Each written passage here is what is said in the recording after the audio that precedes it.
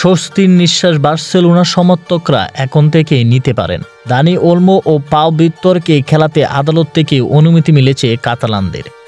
একই রাতে তারা স্প্যানিশ সুপার কাপের সেমিফাইনালে হারিয়েছে অ্যাথলেটিক বিলবাওকে।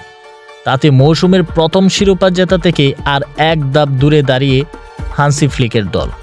বুধবার ম্যাচ শুরুর আগে সুসংবাদ মেলে বার্সেলোনার।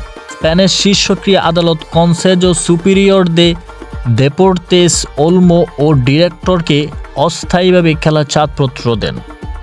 চূড়ান্ত কোনো রায় হওয়ার আগ পর্যন্ত তারা বার্সার হয়ে খেলা চালিয়ে যেতে পারবে বলে রায় দিয়েছে আদালত। এমন খবর বার্সেলোনাকে যেন আত্মবিশ্বাস জুগিয়েছে। মাঠের পারফরম্যান্স অন্তত তাই বলে। লামিন ইয়ামাল ও জাবির গোলে 2-0 গোলের জয় নিয়ে মাঠ ছেড়েছে তারা। ম্যাচ শেষে জয়টা বার্সা কোচ উৎসর্গ করেছেন ওলমো ও ভিক্টরকে। সেই সাথে সন্তুষ্টি প্রকাশ করেছেন আদালতের রায় নিয়েও। মাঠের উদ্দেশ্যে যখন আমরা বের হয়েছিলাম তখনই খবরটা পেয়েছিলাম। আমাদের পুরো দল তাদের জন্য খুশি, ক্লাবের সবাই খুশি।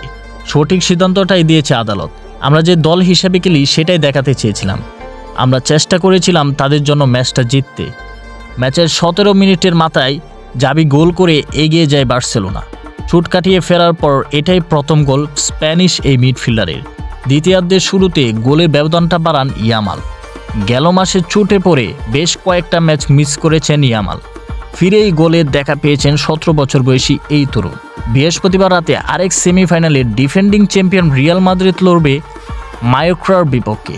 জয়ী দল রবিবার রাতে ফাইনালে মুখোমুখি হবে বার্সেলোনার।